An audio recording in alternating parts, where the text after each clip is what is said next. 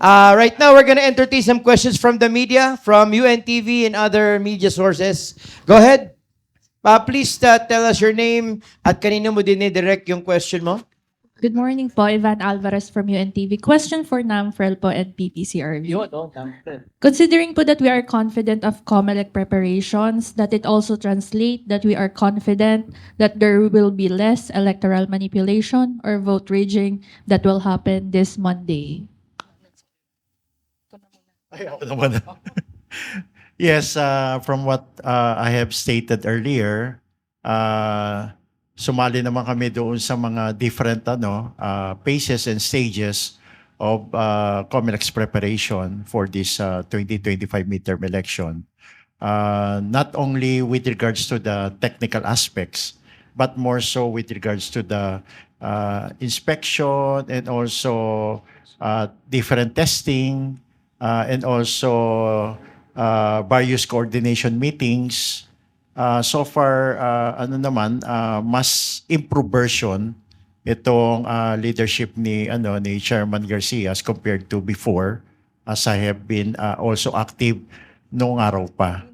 Kaya, at hindi rin natin ito maiko-compare doon sa manual election during the time of Chairman Monsod, no? Kasi ibang-iba talaga yon. But be that as may, tuloy-tuloy pa rin naman yung aming pagiging observant and amin ding pagpuna. And ang maganda nga nito, we will also consolidate all of the things that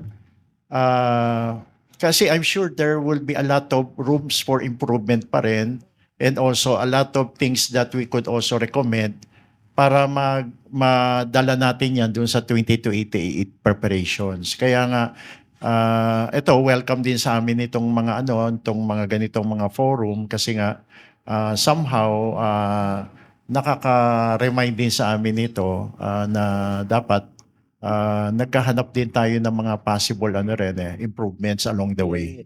Yes. Unlike in the past, yung talagang, as I was saying, elections and the counting of election results were all done by Smartmatic. In-outsourced ng COMELEC sa Smartmatic. So, COMELEC personnel were not really aware. When we would ask questions in the Senate hearing and in the congressional hearings, the only ones who will answer will be the executive director, but he will be asking Smartmatic for the answer. Hindi nila alam kung ano yung proseso. Ngayon, lahat ng personnel ng COMELEC have been trained. Sila mismo alam nila. So, pag may dayaan dyan, malalaman din nila. Okay? Because they were involved in the whole process. Now. Ngayon, and then sinabi nga ni James Jimenez, bakit noon, nagkita kami sa isang forum, bakit noon parating nyo kaming binabatikos? Sabi ko, kasi ngayon hindi kayo, tahimik kayo. Sabi ko, kasi nakikinig sila sa amin ngayon. Actually, the QR code, the insertion of the QR code was suggested by NAMFREL. And we do have a software to help our volunteers scan the QR code and come out with a tally. And document it. And document it. So, we do have geographic analysis going to be done at the Asia Pacific Center. And then we have in our operations center as well, we have borrowed machines from SCI, and Multifold Link will be connecting this to a network. And you are all welcome to come to our operations center at the DMG Center in Mandaluyong. So the operation is inviting everyone to view it, no? Yes. Yes. Just for the record, can we say that this will be the most transparent election up to date? Yes. I agree with that. I think NAMFREL and PPCRB have done their job, and also Lente, because Lente is going to be involved in the random manual audit, which is a way of looking back and say what possibly happened. You don't just get to one precinct and say, wow, the whole thing is fraud. You cannot. We're actually, this There is are a mistakes. test for There will be- 2028. This is a preparation for Yes. That's for 2028. 2028. But for 2025, I am happy at the safeguards that PCRV and NAMFREL have been a part. Yes. Yes. Yes. And I think COMELEC should be praised for that. That COMELEC, that NAMFREL, PPCRB, and Lente Yes. are part of the system Yes. Yes. to correct or save and put more safeguards in the process. Yes. We're like Store. Yes, Let me thank add lang. Me personally, given my experience, I don't trust the COMELEC with due deference and respect to Monsod.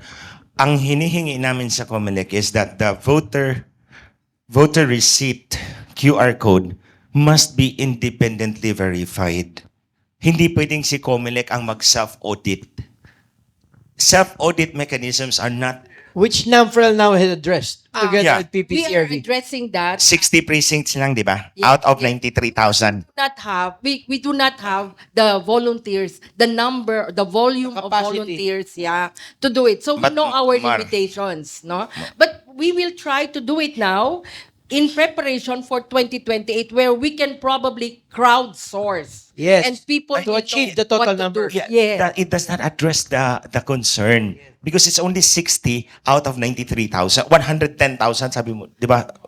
Doc, More than 94,000. 94,000. 94,000. 60 out of 94,000 will not Dali. give you statistical Dali.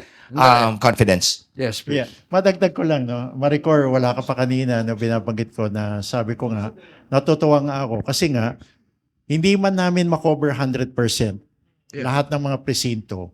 Pero nandiyan dyan yung NAMPREL at saka yung Lente. Maganda nga rin yung yung naisip nga ng NAMPREL na na makipag-network with other CSOs, with other NGOs, with other groups, no? Even schools, no? For that matter, para sa gayon, mas marami, mas mapalakas pa natin, edi siyempre matutuwa yung mga katulad ni Attorney Glenn Chong, no, na talagang tinututukan talaga natin ng gusto. May I just ask, how many volunteers do you have today? You, Po. PPCRB, how Yes. many? Meron na po kami mga kumulang mga 350,000 based doon sa mga pag-add namin doon sa mga dioceses. At alam ko kulang pa rin ho talaga yon. Kulang yun. Opo. You, NAMFREL, how many? Mahirap, hindi ko nakita yung statistics. Ayoko magsabi ng mali.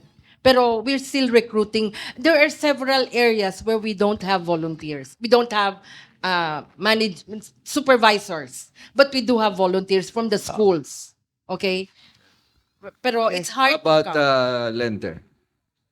So dahil targeted and systematic monitoring natin, we'll be deploying 1,200 volunteers in probably 60 out of the 80 provinces all over the Philippines. And you will have volunteers in the random manual audit precincts, right?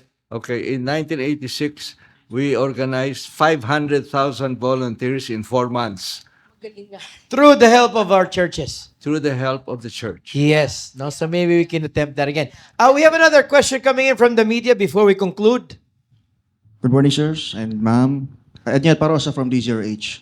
Pinag-uusapan kanina during the intro, lalo na kay Chairman, na when we look at the election, we should try to look at two perspectives. Number one is yung quality ng apparatus and then the quality of votes. Doon ako, sir, ma'am, sa quality of votes. Some are saying the security sector, a senator, and even the COMELEC is implying na baka may makinarya na gumagalaw such as producing fake news.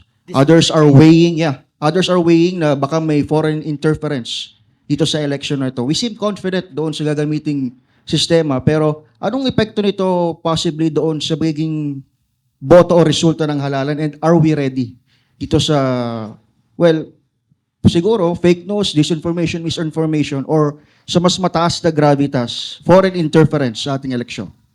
Who are you directing the question to? Kahit sino, sir.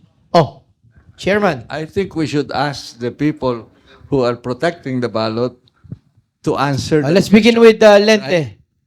sa usapin ng disinformation, mahalaga lagi na nadidebunk right away ang disinformation. At nakikita naman natin na si Comelec, actually maganda ang communication messaging ni Comelec ngayon eh. For the past few days, nakita nyo, nag-debunk sila ng bawal yung, hindi required ang ID.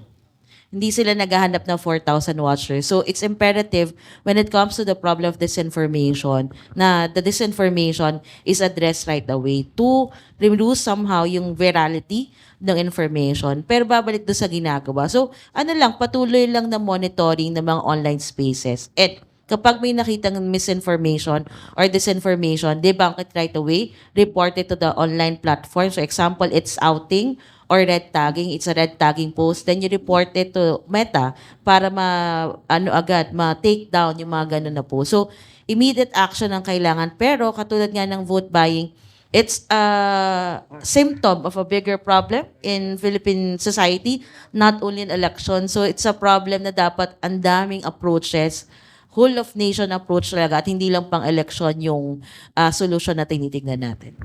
Alright. Ma'am Cor, Sige. Pagdating sa fake news, meron tayong democracy, di ba? Sabi natin, freedom of speech. You can give you whatever sentiments you want. It's up to the voter to be discerning. And siyang titingin kung tama yung sinasabi o mali. At pwede naman i-counter check yon with other blogs as well. That's what social media is for. Now, if you're talking about foreign influence, I doubt.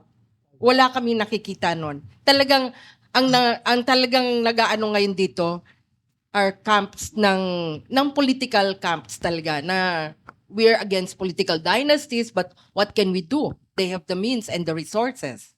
BBCR, yes.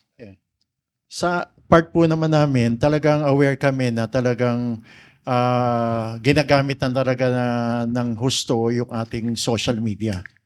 At nakita na namin yan sa mga nakarang eleksyon with regards to disinformation campaigns. At titingnan din namin yung mga possibilities na aside from answering all those disinformation and mga fake news, magkaroon na rin dapat tayo din ng pagtingin kung ano ba yung best approach natin para hindi lalong lumakas itong mga itong mga forces na ito na that ang motive nila talaga ay sirain or diskaralin yung ating gagawing halalan. So but sa ngayon ang ginagawa namin, sinasagot-sagot namin itong mga parang nagiging reactionary lang kami. Inaamin namin 'yon. Yeah, can I just add? I am a member of the board of MAD, Movement Against Disinformation. And we are working with the National Union of Journalists precisely to look into the use of media, of disinformation, and in the case of government, lack of information. You know, the other side of disinformation is the government doesn't want to release data and invoking the privacy law. Right? So we're also addressing that. But we are working with the journalists on this problem of disinformation. So laban sa vote buying, laban sa dayaan, laban sa disinformation o misinformation, ang inyong mga watchdogs po, katulad ng Lente, PPCRV, maging ang NAMFREL, ay tumututok. There's no perfect government, there's no perfect system, but there is progress. At yan po yung pinanghahawakan natin na sa darating na eleksyon na to, gawin pa rin ng mga botante ang dapat nilang gawin. They're responsible for their vote as the watchdogs will be accountable for their actions. Ako po si Pastor Gary, sa ngalan po ni Attorney Fred Mison. Ito po ang The Agenda. Vote against dynasty.